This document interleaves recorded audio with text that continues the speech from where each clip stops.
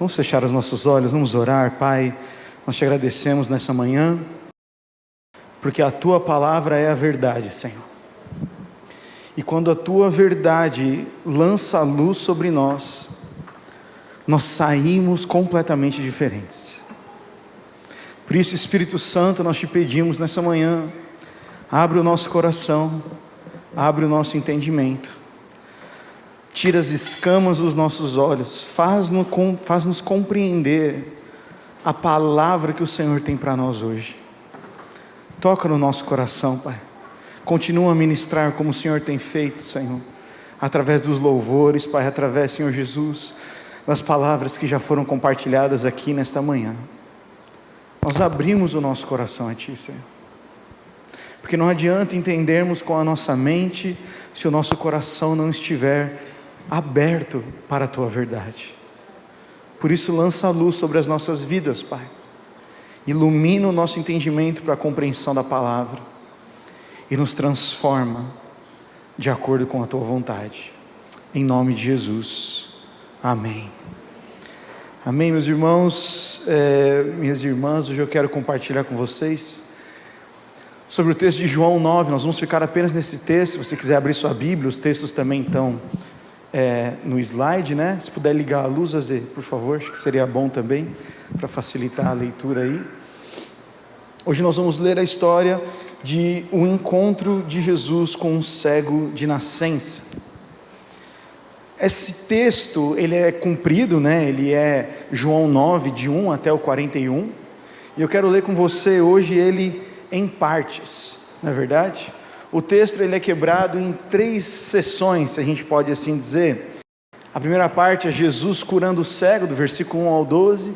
Depois nós temos a investigação da cura. É um dos poucos relatos bíblicos onde nós temos os fariseus investigando profundamente se aquele homem foi realmente curado ou não, né? Qual é o testemunho que tem ao redor dele. E depois nós temos a cegueira dos que enxergam, que é Jesus reencontrando aquele homem ao qual ele havia curado. Então eu quero ler com vocês João 9, de 1 a 12, nós vamos ler esse primeiro bloco. Depois de dizer isso, pulou um, volta para o antes. Isso, perdão, não está meio, isso. Enquanto caminhava, Jesus viu um homem cego de nascença. Seus discípulos então perguntaram: Rabi, ou mestre, por que este homem nasceu cego? Foi por causa dos seus próprios pecados ou dos pecados de seus pais? Jesus respondeu: nenhuma coisa nem outra. Isso aconteceu para que o poder de Deus se manifestasse nele. Devemos cumprir logo as tarefas que nos foram dadas por aquele que me enviou. A noite se aproxima, quando ninguém pode trabalhar. Mas enquanto estou aqui no mundo, eu sou a luz do mundo. Depois de dizer isso, Jesus cuspiu no chão, misturou a terra com saliva e aplicou-a nos olhos do cego. Em seguida disse: vá lavar-se no tanque de Siloé, que significa enviado. O homem foi, lavou-se e voltou enxergando. Seus vizinhos e outros que o conheciam como mendigo começaram a perguntar: não é este o homem que costumava ficar sentado pedindo esmolas? Alguns diziam que sim, e outros diziam não, apenas se parece com ele.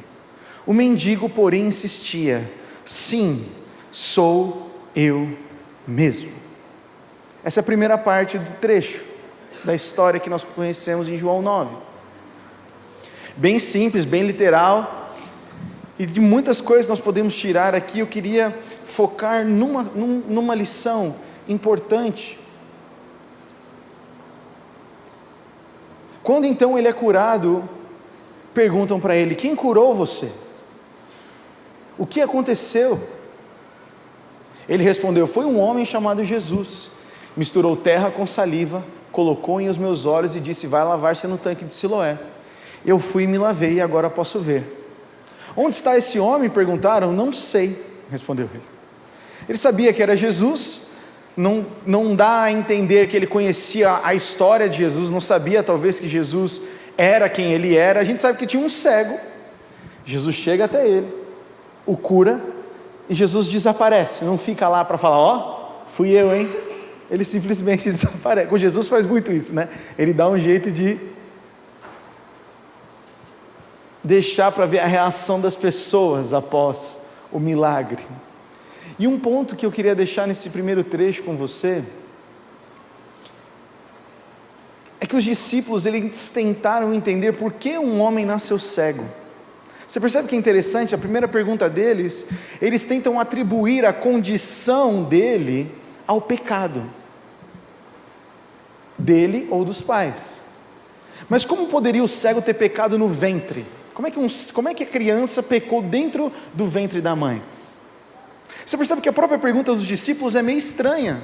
Eles falam, Jesus, é ele que pecou? Mas se ele é cego de nascença, ele teria que ter pecado aonde, gente? No ventre, no útero da mãe. Os discípulos não entenderam direito aquela situação, porque culturalmente os judeus atribuem o que a gente chamaria hoje talvez de karma, que tem muito disseminado na nossa cultura, não é verdade? Ah, tá assim por causa que, né, deve ter feito alguma coisa de errado. Vocês já ouviram isso já?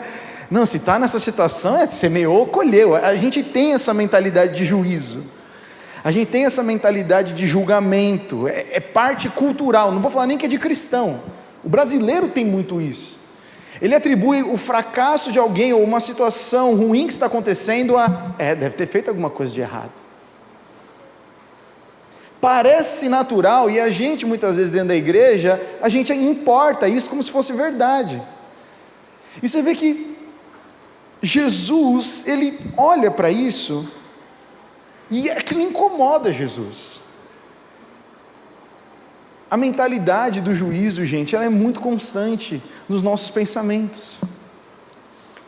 Pensa um pouco aqui comigo, a gente tenta entender um problema, uma situação, exercendo julgamento e juízo. A gente muitas vezes tem uma pessoa numa situação, a gente não quer chegar em o que aconteceu. Pensa, os discípulos podiam ter feito isso, certo? Eles podiam ter chego ali naquele homem, naquele mendigo, poderiam ter ofertado esmolas, como a gente vê em outros relatos que eles fazem isso, ou que mais do que isso, eles já tinham visto Jesus curar. Eles podiam ter chegado e falado, Jesus, cura aquele cara. Só que no lugar deles falarem isso, eles tentaram espiritualizar o negócio, e tentaram demonstrar o que estava no coração deles. Gente, essa fala mostra o coração dos discípulos. Você vê que são homens que conhecem a Jesus, que estão seguindo a Jesus, mas isso não impediu eles de julgarem. Tem julgamento no meio da igreja, gente? Tem ou não tem? Tem. Eu faço parte dele. Se eu não tomo cuidado e o Espírito Santo não se torna o controle sobre mim, sobre a minha língua, eu posso facilmente começar a tecer, fazer várias críticas sobre várias coisas. Porque a nossa natureza humana caída tem essa tendência de juízo, de julgar, de condenar. Mas Jesus pega essa situação e ele fala, olha, não é por conta do pecado de ninguém, ele muda o foco. Vocês estão preocupados sobre o pecado? Eu estou olhando para a condição dele. Eu não estou olhando pelo que ele fez ou não fez, ou os pais dele fizeram ou não fizeram. Eu estou olhando para a situação que ele está hoje. Eu estou olhando para a situação que ele está hoje. Então ele profetiza. Ele está dizendo, não é por conta do pecado, mas essa é a oportunidade para que o poder de Deus se manifestasse. O julgamento humano muitas vezes busca atribuir culpa pela situação que estamos. E muitas vezes nós não vemos ela como uma oportunidade para sermos transformados e dependermos ainda mais de Jesus. Pense um pouco isso na sua própria vida. Às vezes a gente está enfrentando algumas coisas, a gente olha e fala, não, isso aqui com certeza é fruto do meu erro. Com certeza eu estou sofrendo isso porque eu não fui amoroso, eu não guardei dinheiro, eu não fui assim, eu não insisti com meu filho, eu não cuidei do meu casamento. E eu vou dizer para você, parte disso pode até ser verdade. A situação que nós estamos hoje, muitas vezes são frutos de algumas situações e escolhas que nós tomamos, eu não vou descartar isso. Só que você pode olhar para a situação atual e dizer, eu mereço o que eu estou passando, ou você pode olhar para a situação e falar, eu sei que Deus pode agir na situação que eu estou. Entende a diferença? Quem conhece o Pai diz: eu errei, mas o Senhor pode transformar. Quem não conhece o Pai diz: eu errei e eu mereço pagar pelo que eu errei, semeei. Eu sou justo comigo mesmo, porque eu sou uma pessoa correta. É mesmo, o hipercorreto não experimenta a graça de Deus, porque quando Deus quer te dar um presente e te dar amor, você fala: não, eu não mereço, eu tenho que sofrer. Tem sentido isso, gente? Não, isso, a religião cria isso na nossa mente. Você vê que foi exatamente o que os discípulos pensaram. Os discípulos falaram: quem pecou? Vamos tentar entender quem pecou, porque se a gente entender a raiz do problema, a gente pode então talvez fazer alguma coisa. Jesus está falando: não importa a raiz do problema, importa que a situação dele está assim, eu estou aqui e eu vou mudar a situação. Quem conhece o Pai, como Jesus conhece, olha para a perspectiva de uma maneira diferente. E esse é um momento importante de dependência que existe. Aquele cego, ele não tinha opção a não ser o milagre. O único ponto de vista dele era esse. Não existia uma cirurgia a laser. Não existia uma outra opção, mas ao longo do texto a gente vai conhecer um pouco mais da história dele. Mas ele não tinha, ele virou mendigo exatamente por isso, porque ele não tinha função social, ele não poderia trabalhar, ele não poderia fazer nada, ele tinha que virar um pedinte. Porque senão ele traía somente peso para a sua família. Muito provável que ele nem morava com a sua família, mas ele morava literalmente nas ruas. Mas a gente vê que eles têm pais, os pais moram numa casa, mas por causa da condição do filho, ele se encontra na rua. Agora, os que enxergavam, no lugar de pensar como poderiam ajudá-lo, eles tentaram compreender a causa. Está fazendo sentido, gente? Às vezes, diante de um problema, de uma situação, a gente gasta um esforço tentando entender as causas, mas nós não nos rendemos em dependência ao Senhor. Eu não sou contra fazer análises das nossas atitudes. Eu acho que isso é sabedoria. Uma das cartas da igreja de Apocalipse, a carta a Éfeso, Jesus fala: lembre-te de onde caiu. Então assim, nós não devemos desconsiderar os erros que nós cometemos, as decisões erradas que tomamos, mas isso não pode ser um empecilho para crermos em Deus, crermos no seu poder. Amém? O nosso passado não pode roubar a nossa fé. O nosso passado não pode ser a plataforma de medo para a gente não confiar em Deus. A história, e a primeira lição que eu quero deixar com vocês é essa, são 3 lições. As situações que vivemos muitas vezes não são para análises, mas sim oportunidades de exercer dependência de Deus. Eu escrevi tudo, é praticamente o meu esboço, porque estava escrevendo aqui a mensagem, eu falei: eu vou colocar tudo, porque se eu esquecer alguma coisa, alguém fotografa e lembra depois. Quando acontece conosco, a gente investe muito tempo nos nossos sentimentos e análise do que nós passamos, para entender por que Deus permitiu que chegássemos até aqui.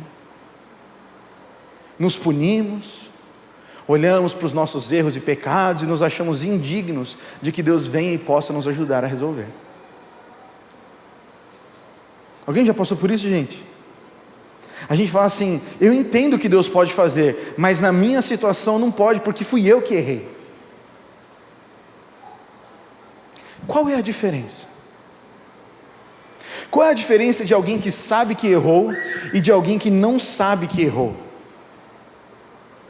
É somente a consciência. Alguém que sabe que errou, teve alguém ou uma pessoa que disse: você errou.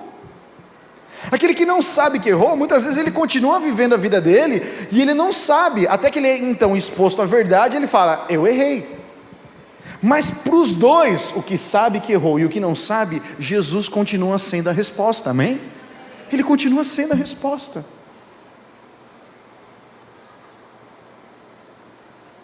Mas a gente tem que tomar cuidado, a nossa cultura hiperanalítica, hiperemocional, hiperdepressiva, às vezes fica tão focada em tentar, e aí a gente começa a ficar bravo com Deus, a gente se irrita com Deus, Deus porque o Senhor permitiu isso, Deus porque não deveria estar acontecendo na minha casa, Deus porque não sei o quê, e Deus está falando, ok, irmão, irmã querida, filho, filha minha, e o futuro?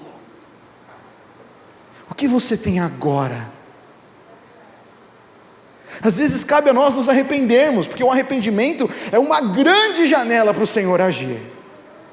Mas às vezes a gente fica, não, eu preciso entender, e aí essa gana, esse esforço de tentar entender, rouba de nós o arrependimento.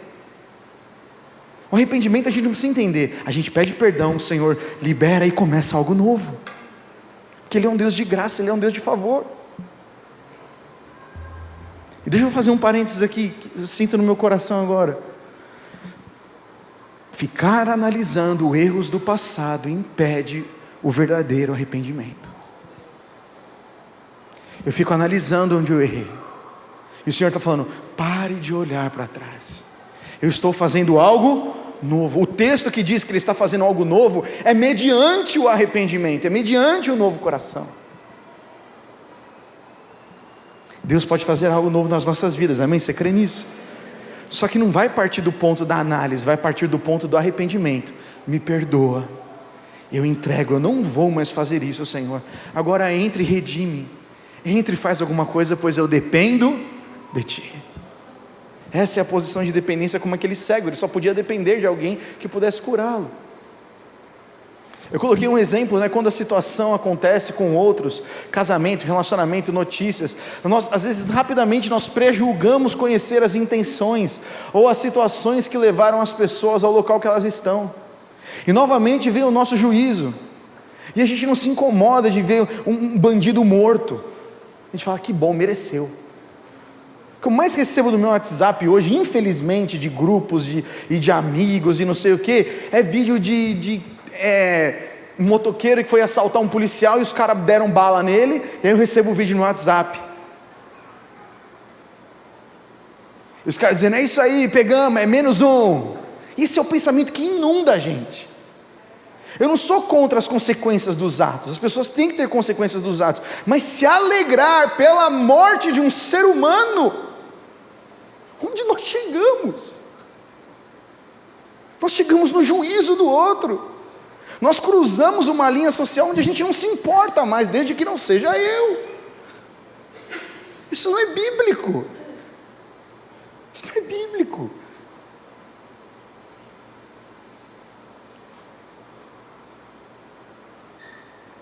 Então a gente tem essa predisposição de julgar a intenção do coração, de julgar o que o outro fez, não, está nessa situação porque deve ter feito alguma coisa, o mesmo comportamento dos discípulos. Isso acontece muitas vezes quando a gente está julgando a vida alheia. Quando a gente julga nós mesmos é outra história, como eu já falei, mas a vida dos outros, às vezes a gente tem essa capacidade de tentar criar situações. Meus irmãos, Jesus está dizendo para os discípulos, e está dizendo para nós nessa manhã, amém? Não é assim que Ele enxerga.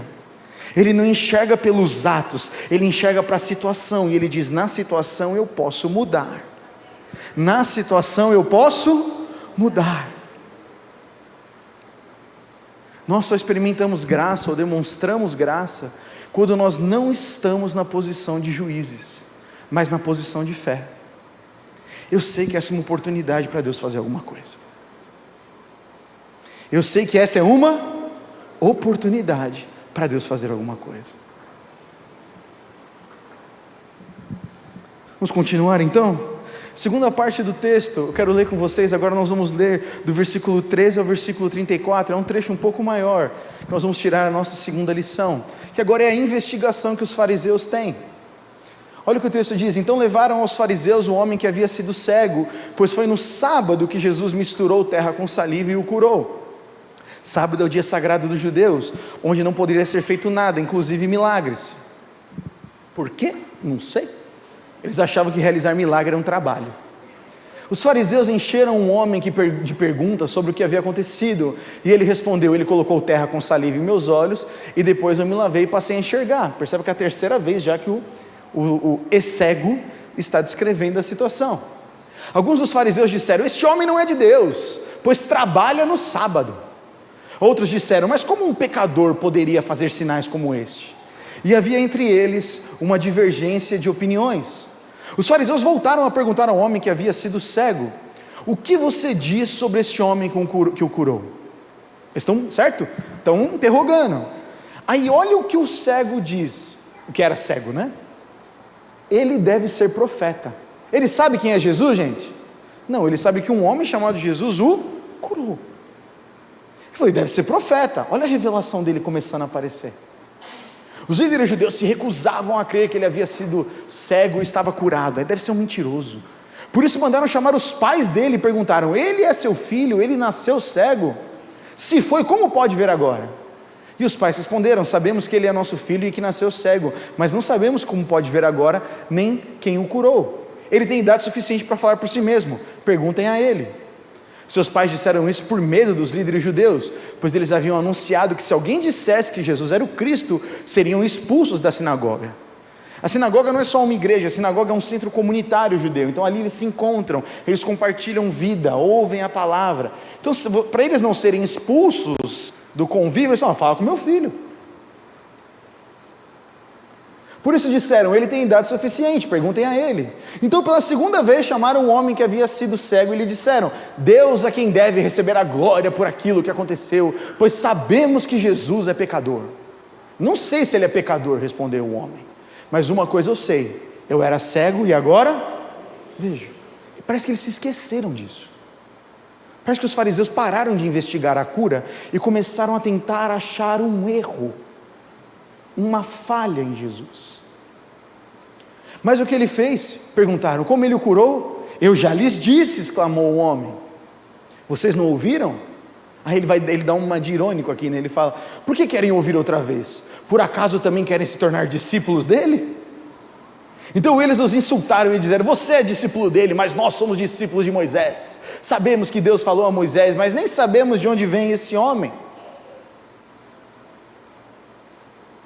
Opa, volta aí. Que coisa mais estranha, respondeu o homem. Ele curou os meus olhos e vocês não sabem de onde ele vem?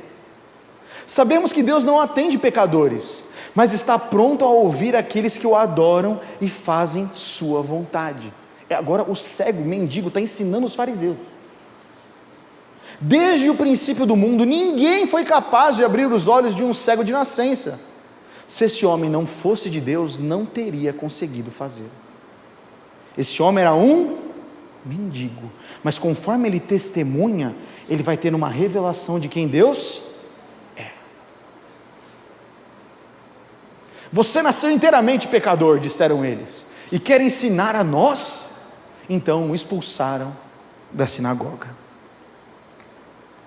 Percebe, gente, que interessante aqui nessa investigação da cura? Os fariseus escolheram olhar para Jesus de acordo com a sua própria experiência e limitação. E metaforicamente isso tornou eles cegos.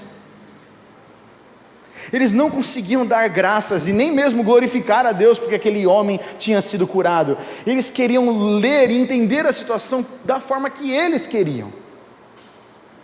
E esse é um problema que muitas vezes acontece conosco. Nós queremos compreender Deus pelo que nós vivemos e experimentamos, não por aquilo que Ele quer nos ensinar. O pensamento dos fariseus: Jesus curou, trabalhou no sábado, e se Ele fez isso é um pecador. Então como um pecador poderia realizar uma cura? Você percebe que o raciocínio deles é: eles julgam primeiro para depois perguntar. Eles julgam primeiro para depois tentar compreender. Eles não chegaram para ouvir aquele homem e falar: como você foi curado, glória a Deus por isso. Eles querem encontrar um erro, eles querem que Jesus se adapte ao que eles entendem. Novamente, gente, o juízo se instaura. Eu só vou realmente reconhecer que isso vem de Deus se pelos meus modos e pelo meu entendimento eu posso acreditar. Se eu definir que é pecado e ponto final. Não importa mais o que a Bíblia diz, importa o que eu penso. Eles começam a ficar cegos, entende? Tamanha era a sede de demonstrar que Jesus não era um profeta, que eles continuaram em investigação até os pais. O foco não era mais na obra de Jesus, mas o foco era mostrar que eles estavam certos. O objetivo deles é mostrar que eles estavam certos. Muitas vezes essa é a disposição, e eu estou falando para vocês, é a disposição do meu coração. Às vezes até biblicamente nós colocamos carga, peso, jugo sobre pessoas, porque é o nosso entendimento, a gente acredita que tem que ser feito dessa maneira, só que as pessoas elas precisam de um toque de Jesus e não serem julgadas pelo que elas estão fazendo. Eu creio sim que toda ação gera uma consequência, mas eu acredito também que uma ação que muitas vezes é feita na ignorância, Deus pode restaurar, Deus pode exercer graça e misericórdia. Eu creio, porque é a minha vida. Se Deus me condenasse por todos os pecados que eu cometi, eu não estaria aqui hoje. Mas às vezes a gente parece, né, a gente estava conversando lá no GD, parece que a gente esquece do que Jesus fez por nós. Parece que a gente esquece de que talvez nós éramos um dia esse cego. Parece que a gente se esquece da obra que Jesus fez por nós, e agora que nós somos crentes há um certo tempo, nós exigimos que os outros um nível de santidade, de pureza, e etc, que nem nós mesmos temos. Eu não estou querendo abaixar o padrão e falar, viva a vida que você quer, a vida que você está legal, não estou dizendo isso, tá gente? Eu estou dizendo que o padrão da graça e do amor de Jesus, olha para a situação que nós estamos, e quer mostrar para onde nós podemos chegar. Ele não fica julgando o nosso passado, levantando os nossos erros, mas os fariseus estavam aí para isso. Continuação, no versículo 30 a 33, você percebe que esse homem vira, e ele diz algo muito interessante, ele fala, vocês não entendem o que aconteceu? Eu vou ter que dizer para vocês, que um homem que cura outro, tem que vir de Deus. Eu preciso ensinar para vocês o que vocês deveriam estar ensinando para nós. Muitas vezes como igreja nós nos tornamos muito mais juízes, tentando dizer o que é certo e é errado, e muitas vezes nós não estamos olhando para as pessoas e dizendo o que você precisa, e o que eu tenho eu te entrego, o que eu tenho eu te dou. Se é a oração que eu tenho eu te entrego, se é o aconselhamento que eu tenho eu te entrego, se é recurso que eu tenho eu te entrego, se é a comida que eu tenho eu te entrego, se é um choro que eu tenho eu te entrego. Mas a nossa cultura transformou a gente em pessoas muito egoístas.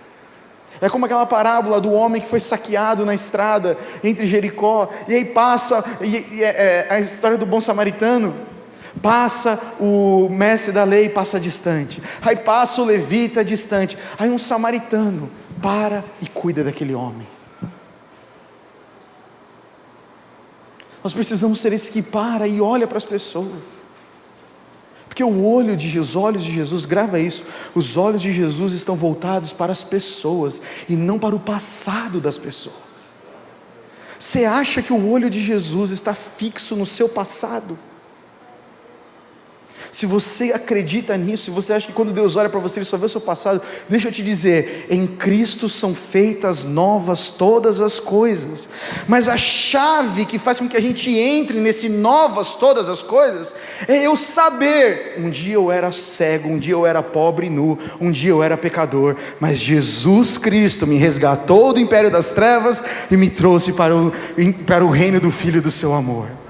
Sem essa mudança de reino, a gente olha para Deus e fala, Deus, Tu és todo poderoso, mas eu tenho um medo danado de você se lembrar do meu passado. Eu tenho um medo de que o Senhor levante e me puna pelo que eu cometi no passado. Deus não é esse Deus. Mas quem não passa pelo arrependimento, quem não passa por essa transição do reino das trevas para o reino da luz, fica sempre assim, será que eu acertei? Será que eu errei? Será que Deus me abençoa hoje ou não? Fica sempre, sabe aquela vida cristã sempre na dúvida? Ai meu Deus, fiz alguma coisa de errado, com certeza essa semana meu carro vai quebrar. briguei com a minha esposa, certeza que o meu salário vai atrasar. A gente começa a atrelar as nossas situações a outras condenações e punições, e a gente não confia em Deus, Senhor. Sabe por quê? Porque a gente não pede perdão, a gente não se arrepende. Errou, me perdoa, deixa eu arrumar isso aqui. Aí vem o pensamento, o mal vai acontecer. Você fala, não, eu estou guardado pelo Senhor. E se algo acontecer que fugir do meu controle, o Senhor tem a saída. Você vive uma vida mais de descanso, gente. Mas muitas vezes, volto a dizer, a mentalidade de juízo que tinha, que muitas vezes é parte da nossa realidade, impede a gente de desfrutar da beleza que há no Senhor. E percebe que conforme esse homem vai testemunhando a sua cura, ele reconhece que Jesus, ele reconhece que Jesus adora a Deus e faz a sua vontade. Conforme ele testemunha, ele vai tendo uma revelação mais profunda de quem Jesus é.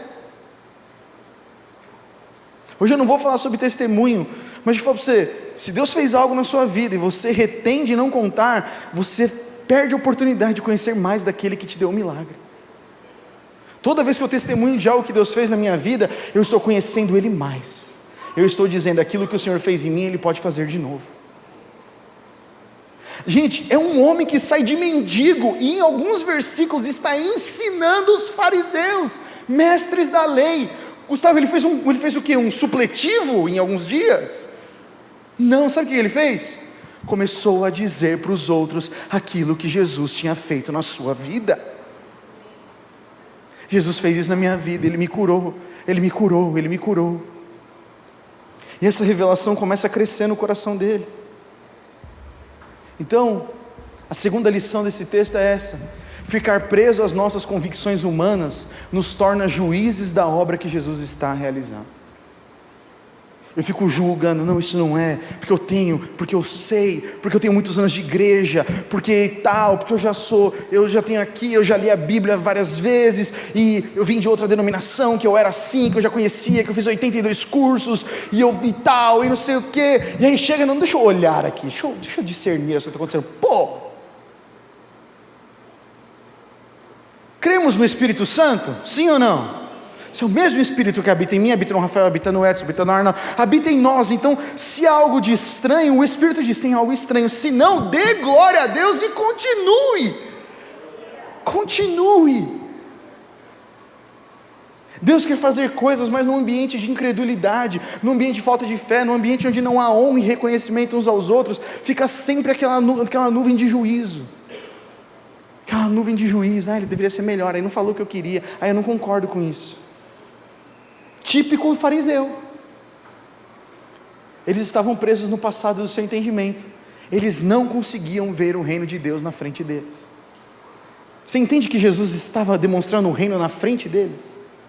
E eles disseram, não, isso não é importante. O importante é o que eu penso sobre o reino de Deus. Meus irmãos, isso é muito sério. Porque o reino de Deus, ele só avança através de mim e de você. Quando a gente coloca uma barra e fala, não, isso não é, muitas pessoas deixam de ser abençoadas por causa de nós. Se dependesse dos discípulos, aquele homem não teria sido curado. Teria sido feito uma análise da vida dele, mas curado não, precisou de Jesus mostrar o reino. O amor a si mesmo, as nossas próprias ideias, faz com que a gente se torne juiz das outras pessoas. E aqui é onde a gente caminha para o final do texto, que é a terceira parte, fazendo com que a gente fique cegos ao que Deus está fazendo. Parecemos que temos consciência. Não, eu conheço a Bíblia, eu conheço esse texto, eu tenho clareza, eu tenho entendimento. Você entende que Jesus falou isso para discípulos, Jesus não falou isso para quem não era cristão, Jesus está falando para quem já conhecia Ele. Temos consciência, temos clareza, temos argumentos para justificar o que achamos, mas a gente na verdade está cego. E Deus quer livrar a gente dessa cegueira, amém?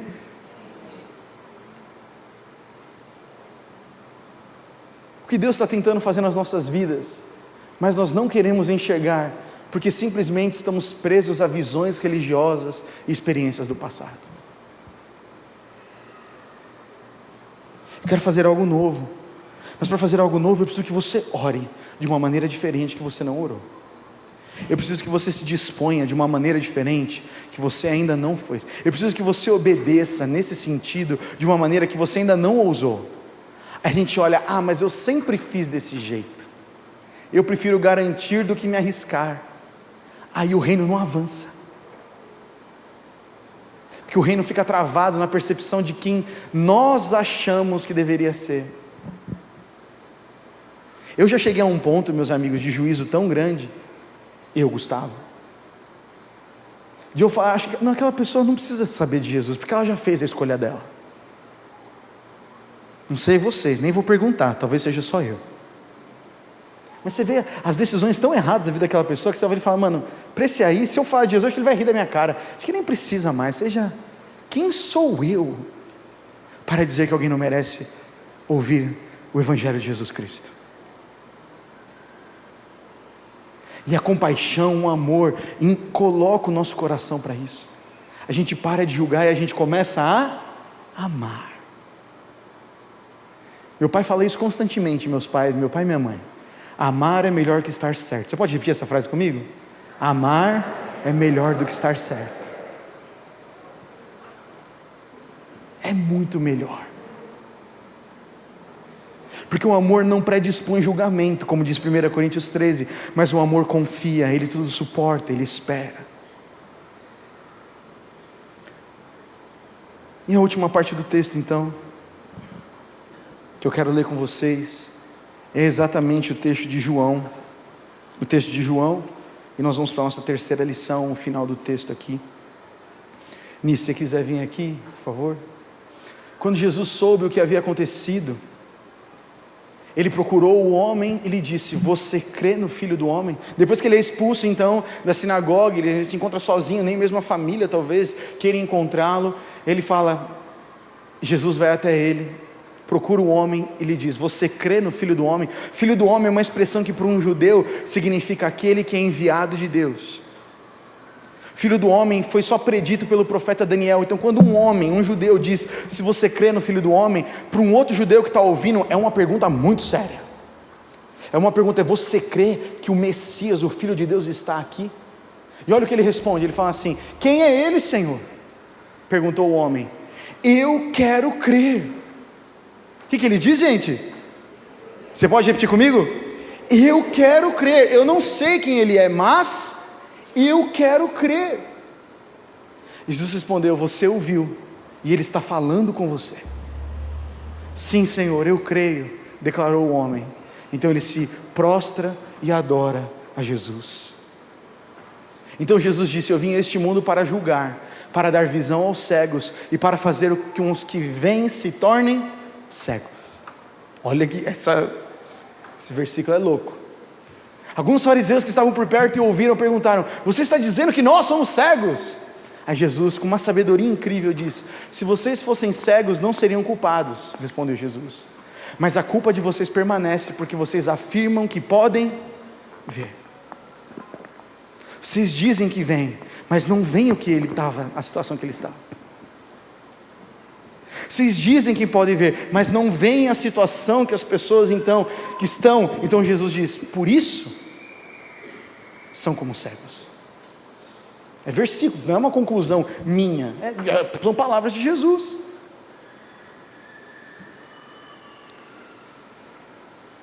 E é o último bloco, as cegueiras dos que o enxergam.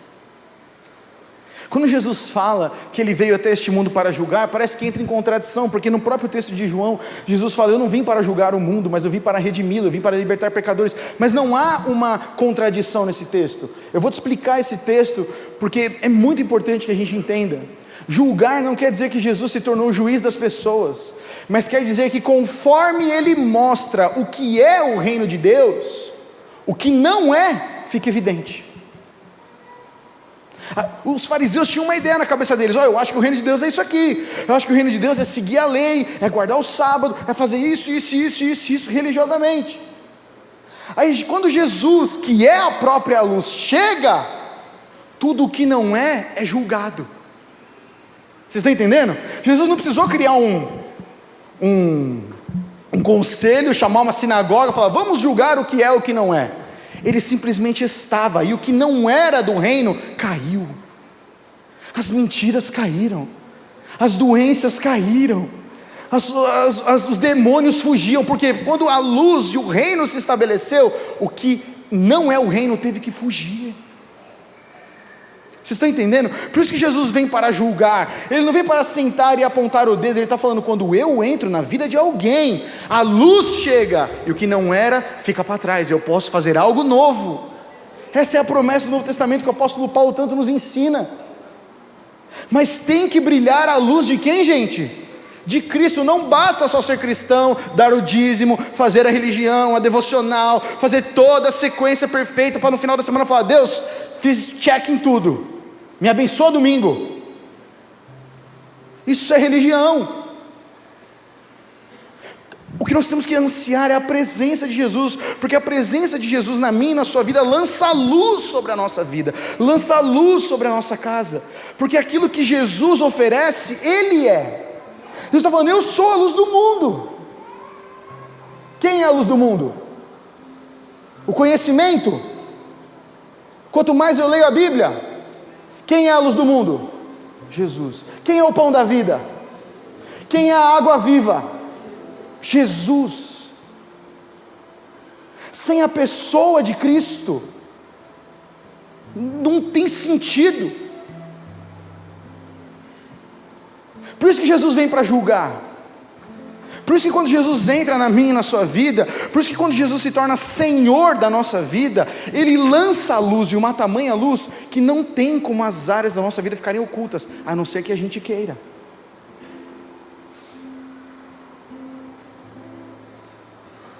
Eu posso querer que Jesus não entre em áreas da minha vida? Infelizmente pode. Mas não foi para isso que Ele é a luz do mundo. Ele não se tornou a luz do mundo para a gente esconder debaixo de uma cama. Ele não se tornou a luz do mundo para brilhar em somente algumas áreas da nossa vida. Ele se tornou a luz do mundo para curar os cegos, para trazer vista àqueles que não enxergam.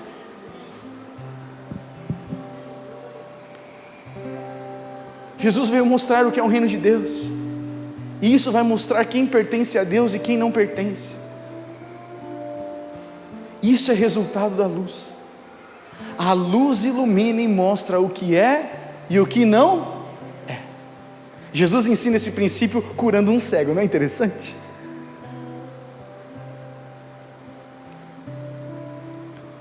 Jesus não é maldoso, Ele não quer que as pessoas fiquem literalmente cegas. A luz ilumina e transforma os que resolvem segui-la, ao mesmo tempo que expõe o pecado do que os rejeitam e os julga, deixando na cegueira. Quem vê a luz de Jesus e escolhe seguir, tem a sua vida iluminada. 1 João, o próprio João que relatou isso, diz lá em 1 João, que se nós estamos na luz como Ele está na luz, temos o quê? Comunhão uns com os outros. É o mesmo João que relatou essa... Legal, né? Você vê como João vai amadurecendo ao longo dos anos.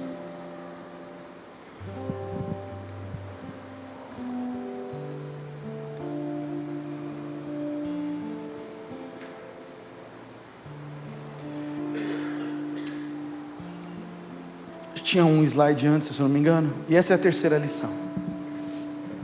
O que Cristo oferece, a cura, a libertação, a luz, a restauração, tem como único propósito nós adorarmos a Deus e nos rendermos a Ele. A luz da presença de Cristo traz liberdade ao que crê, mas traz cegueira ao que não crê. Não dá para se eu ficasse só na primeira parte e não colocasse depois dessa vírgula aqui, eu seria mentiroso. A Bíblia fala que Jesus, Ele é pedra fundamental, mas para aqueles que rejeitam, Ele é pedra do quê? De tropeço. Por quê? Porque Jesus, Ele lança luz, Jesus não pode ser outra coisa. Jesus é luz, a sua essência é luz. Ele ilumina, Ele clareia, Ele traz vida. Tudo aquilo que Jesus oferece para alguém, Ele não está oferecendo como uma bênção, Ele está oferecendo porque Ele é. O que Cristo oferece, Ele é. que Cristo oferece, Ele é o que, gente? Ele é. Então não dá para a gente trocar a bênção com Deus, porque a gente só tem a bênção quando Jesus Cristo reina na nossa vida. Troca não é cristianismo. Cristianismo é Jesus Senhor da vida. Nessa semana, enquanto o Senhor trouxe essa palavra no meu coração, eu me lembrei de uma música. E eu vou pedir para a gente projetar a letra dessa música. Eu pedi para o Ni cantar ela aqui. E eu vou te pedir, é um pouco diferente. Eu queria que você prestasse atenção na letra dessa música. E depois nós vamos concluir e orar. Porque essa música, ela fala muito sobre isso. Inclusive sobre esse relato de João 9. Você pode colocar a letra para mim, Gi, conforme o Li vai ministrar para nós?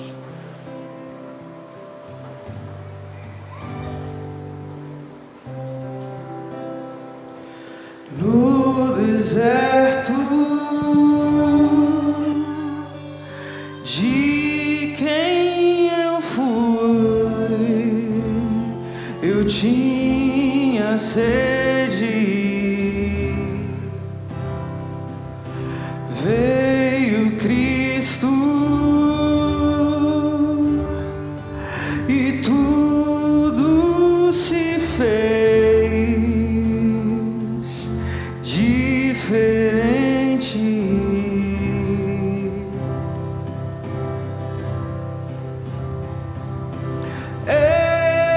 Ele vê meus pecados ocultos,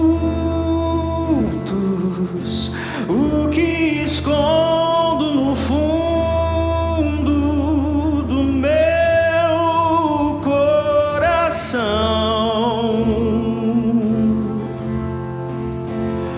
Derrama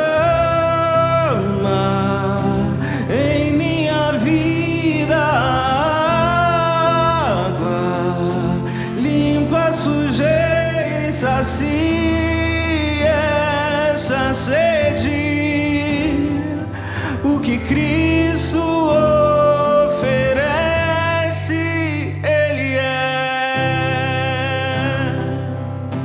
No escuro de quem eu fui, eu tinha medo. Veio Cristo e tudo se fez diferente.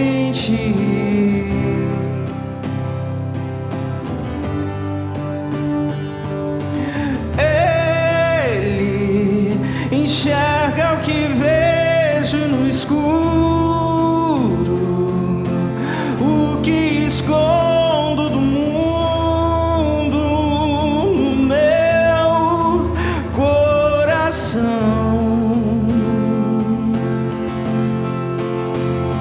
e espalha o barro que ainda faltava.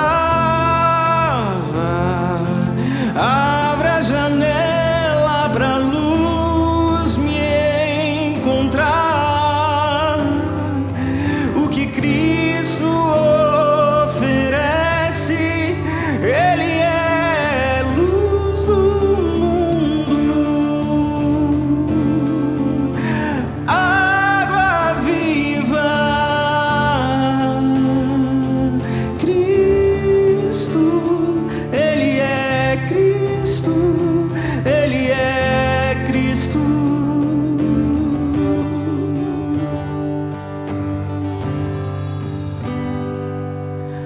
Ele tira o pecado do mundo, planta a esperança na terra do meu coração.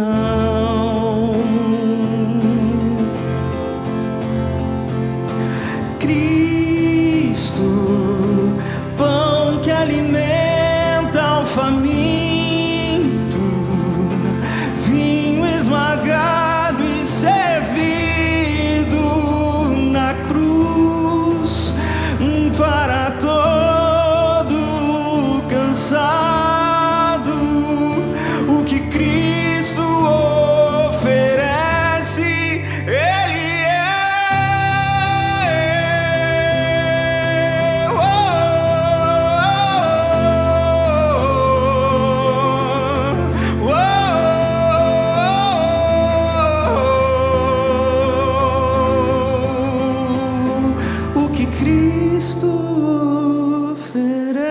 esse Ele é.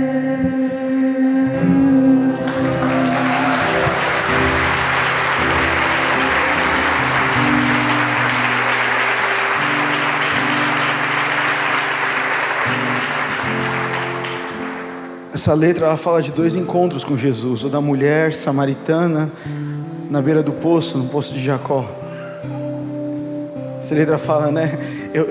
Eu tinha a minha vida, eu tinha os meus pecados ocultos, mas Ele veio, a água viva lavou os meus pecados, lavou o que eu carregava, lavou. E a outra parte da música ele fala do cego. Para Jesus era uma questão de faltar o quê? O barro. Você percebe que poesia linda? Ele fala, o barro que ainda faltava, Ele foi e completou. Porque aquilo que Cristo é, tudo que nós lemos na palavra e Ele é, Ele oferece para mim e para você. Ele oferece para mim e para você. Mas nós não desfrutamos se há no nosso coração o juízo. Nós não sabemos muito daquele homem que era cego. Ele só vivia pedindo esmolas.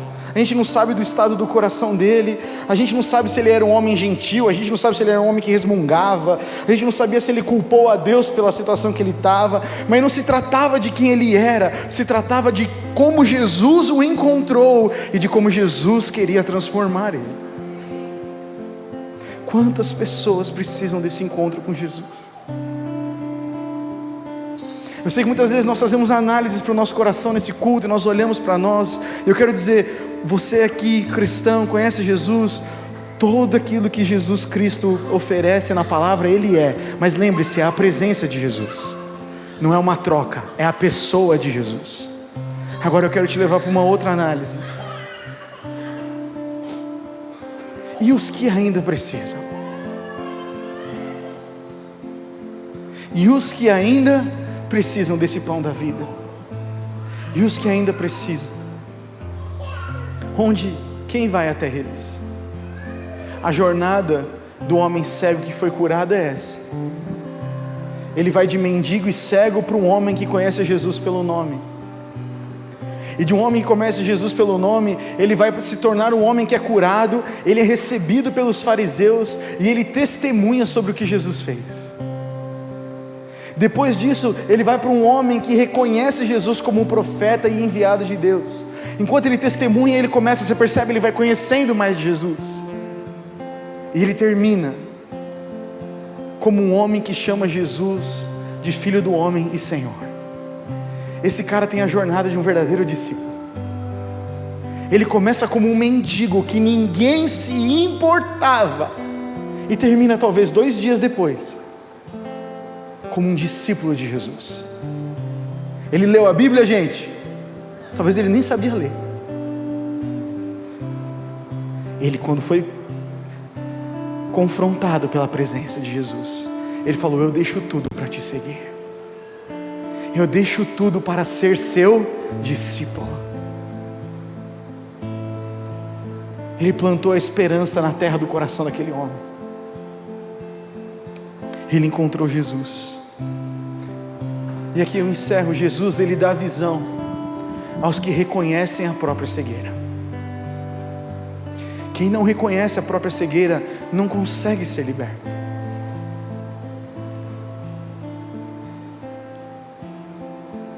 Os que enxergavam só conseguiam realizar uma tarefa aparente. Eles só conseguiam julgar. Era a natureza. Eu enxergo, então eu tenho que emitir a minha opinião, eu tenho que julgar. Essa é a mentalidade humana. O que não enxergava só conseguia realizar uma tarefa: crer. Você pode repetir comigo? Crer. Eu prefiro ser um cego que crê do que ser alguém que enxerga e julga. Mas nós podemos ser aqueles que enxergam e amam. Nós podemos ser aqueles que enxergam e cuidam. Nós podemos ser aqueles que enxergam e fazem discípulos. Nós podemos ser aqueles que enxergam e escolhem seguir a Jesus, custe o que custar. Mas para isso começar, a gente precisa entender que Jesus, ele dá visão para aqueles que reconhecem a própria cegueira. E eu quero orar com você nisso.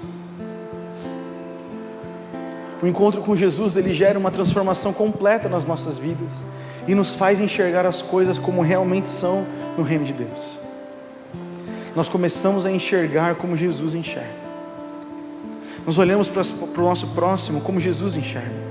Nós olhamos para o nosso cônjuge como Jesus enxerga. Nós olhamos para os nossos pais, para os nossos filhos, para o nosso patrão, para os nossos funcionários, para qualquer relacionamento que você tem. Nós começamos a enxergar como Jesus enxerga. Mas às vezes está faltando esse barro.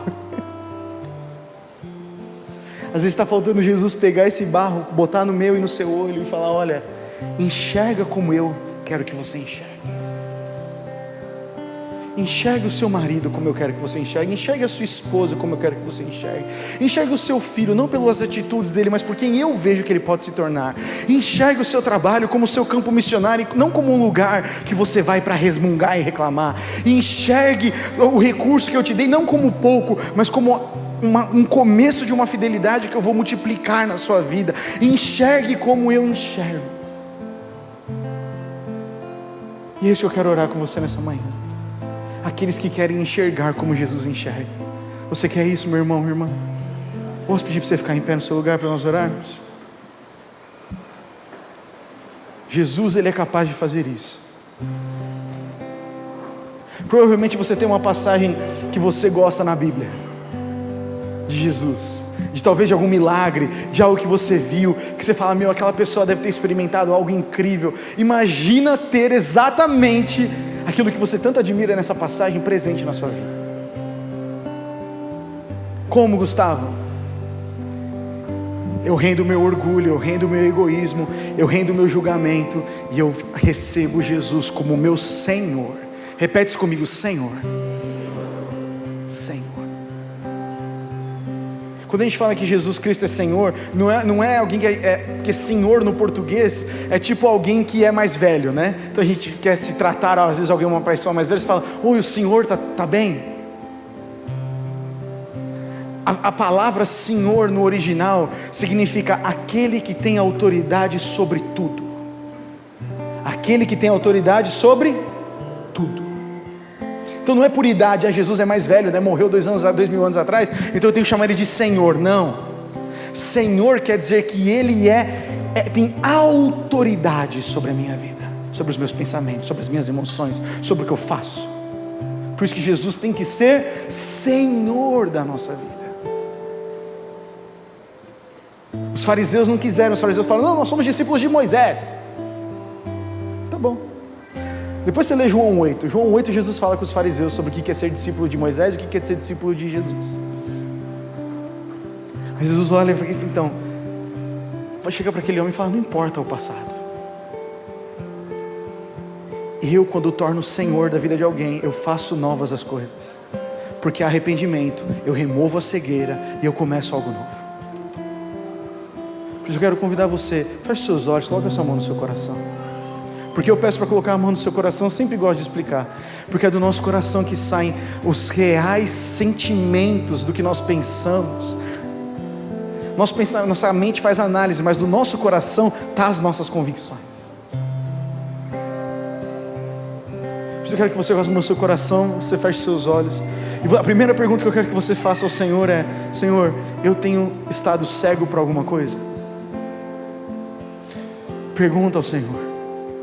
Eu creio que o Espírito Santo fala a você. Senhor, eu tenho estado cego para alguma coisa, Pai. Eu tenho insistido numa situação que o Senhor já me mostrou um novo caminho, mas eu insisto em permanecer no mesmo caminho.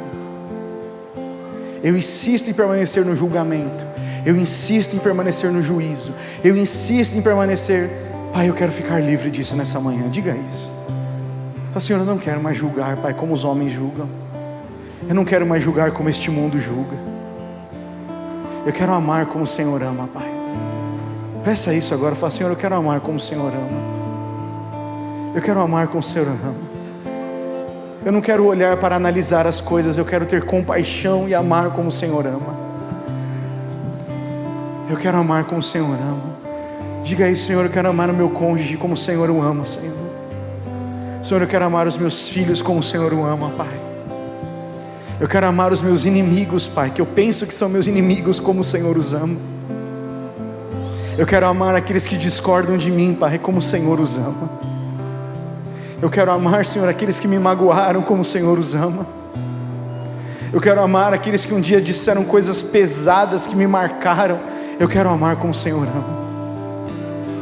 Eu não quero mais viver, Pai, limitando o Senhor por causa da minha falta de amor. Tira a cegueira dos nossos olhos, Senhor Jesus. Tira a cegueira dos nossos olhos, Pai. Tira a cegueira dos nossos olhos. Completa o barro que ainda falta, Senhor, para que a gente possa enxergar. Para que a gente possa, Senhor, enxergar com os Teus olhos. Para que nós possamos amar como o Senhor ama. Para que a gente possa testemunhar como o Senhor testemunha. Para que a gente possa crer de que o Senhor tem um futuro para nós, Pai. Um futuro de esperança, um futuro de paz, Senhor. Que nós não devemos temer o passado. Não devemos ficar carregando coisas do passado. Mas devemos confiar em Ti. Por isso nessa manhã nós confiamos em Ti. Entregamos o passado nas Tuas mãos, Senhor. O que nós precisamos corrigir, Pai, nos leva a corrigir. O que precisamos pedir perdão, nos leva a pedirmos perdão, Senhor. Se nós precisamos voltar atrás e mudar alguma coisa, Senhor, nos convence e nos leva a isso pelo Teu Espírito Santo.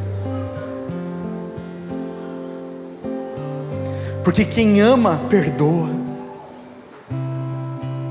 Nos leva, Senhor, a uma vida completa na Sua presença, Senhor. A uma vida de amor, a uma vida de compaixão.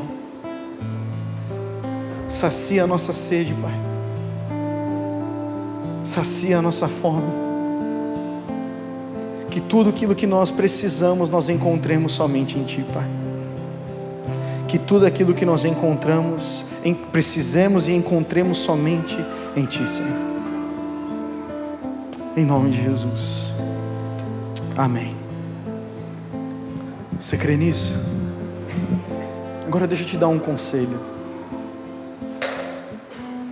Existe uma obra poderosa que Jesus fez e está fazendo na sua vida. Vou repetir. Existe uma coisa poderosa que Deus fez e está fazendo na sua vida.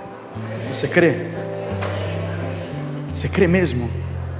Mesmo com as suas limitações, você crê? E se você pudesse pedir para Deus, agora, uma pessoa essa semana para você contar o que Deus está fazendo na sua vida, o que vocês acham? Uma pessoa. Não precisa ser, vamos fazer uma live ministrando para 1 milhão de pessoas, não. Pede uma. Senhor, eu gostaria de uma pessoa para eu poder compartilhar o que o Senhor fez e o que o Senhor está fazendo na minha vida. Podemos orar por isso? Se você quer, estenda as suas mãos para frente. Se você não quiser, eu respeito, mas se você quiser, estenda as suas mãos para frente. E agora eu quero te convidar, não para uma oração introspectiva, mas eu quero que você levante a sua voz e nós vamos clamar: Senhor, nos dá ousadia, autoridade para testemunharmos daquilo que o Senhor tem feito. Amém? Senhor, nessa manhã nós nos dispomos aqui, Senhor. Senhor, o Senhor tem feito tão grandes coisas em nossa vida.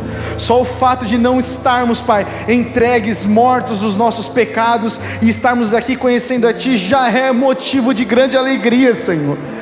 Pai, eu sei e eu reconheço que o Senhor está fazendo grandes coisas na vida da nossa igreja, Pai, dos nossos amigos e amigas aqui, Senhor. Mas, Pai, de nada adianta o Senhor fazer grandes coisas em nós e nós guardarmos para nós mesmos. Nós te pedimos um espírito de ousadia para testemunhar, Senhor. Nós te pedimos um espírito de ousadia para compartilhar aquilo que o Senhor está fazendo na nossa vida, Senhor. Nós não queremos guardar para nós aquilo que o Senhor tem feito. Nós não queremos também só falar de coisas futuras, nós queremos testemunhar: eu era assim, Jesus Cristo entrou na minha vida e hoje eu sou um novo homem, eu sou uma nova mulher. Senhor, nos dá essa oportunidade, nós clamamos, Senhor, nos dá oportunidade no nosso trabalho, Pai, seja, Senhor, no transporte ao trabalho, seja, Senhor, no horário de almoço, que muitas vezes a gente faz sozinho, que a gente convide alguém, que a gente sente com alguém. Abre os nossos olhos, como Jesus olhou para aquele cego, aquele mendigo, e curou ele, não ficou analisando a vida dele. Dá essa compaixão para a gente, Senhor, porque nós queremos ganhar essa cidade para o Senhor, Pai. Nós queremos que outras pessoas conheçam a Jesus, nós queremos que outras pessoas que muitas vezes estão cegas com seus problemas e medos, sejam libertas pela presença poderosa de Jesus Cristo. Nós cremos que é o Senhor que vai fazer, e nós nos dispomos: eis-nos aqui, Senhor.